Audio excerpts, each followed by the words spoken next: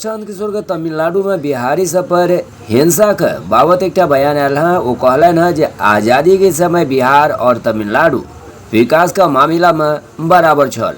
आजुक समय में तमिलनाडु बिहार से 6 गुना आगू अछि। और सुने छी की कह रहल छथि प्रशांत किशोर। आपको ये समझने की जरूरत है कि आखिर बिहार में ये दुर्दशा है क्यों, आखिर यहाँ की गरीबी खत्म क्यों नहीं हो रही। 1950 में बिहार तमिलनाडु बराबर के राज्य थे, आज तमिलनाडु बिहार से 6 गुना आगे हो गया। ऐसा क्या है कि बिहार में दशा नहीं सुधर रही, इस बात को समझिए।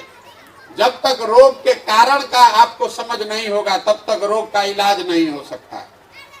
आपको लग रहा है कि सरकार ठीक नहीं है, आपको लग रहा है कि नेता काम नहीं कर रहा है, हम आपको बता रहे हैं कि ये वजह ही नहीं है, वजह कहीं दूसरी है।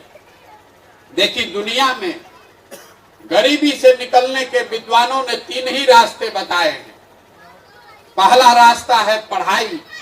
अगर आपका बाल बच्चा पढ़ जाएगा, शिक्षित हो जाएगा, पढ़ लिख के नौकरी पा जाएगा तो उसकी जिंदगी सुधर सकती है। दूसरा रास्ता है खेती। अगर पढ़ाई नहीं थे, खेती जो जमीन हो के तो खेती किसानी करके भी वो अपन जिंदगी बढ़िया कर सकता नहीं। और तीसरा रास्ता है पूंजी। अगर पढ़ाई नहीं है, खेती नहीं है, लेकिन पैसा हो, पूंजी हो, तो दुकानदारी करके रोजी रोजगार व्यापार करके अपन जिंदगी घर चला सकता है। बिहार आज भी देश का सबसे गरीब, सबसे पिछड़ा, सबसे ज्यादा अशिक्षित, सबसे ज्यादा भूखमरी और बेरोजगारी वाला राज्य है। ये बात से तो कोई इनकार ना कर सकेला।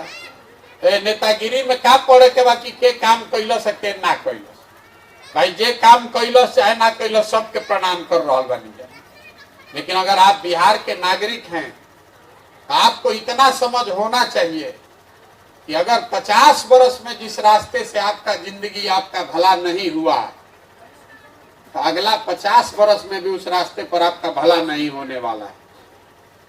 एक आदमी के बातें नहीं के, एगो नेता के बातें नहीं के। पिछला 50 वर्ष में बिहार में 27 लोग अलग अलग मुख्यमंत्री बने। ऐसा तो हो नहीं सकता है कि सब बुर्बके था या कोई काम नहीं करना चाहता था। तो आपको ये समझने की जरूरत है कि आखिर बिहार में ये दुर्दशा है क्यों, आखिर यहाँ की गरीबी खत्म क्यों नहीं हो रही।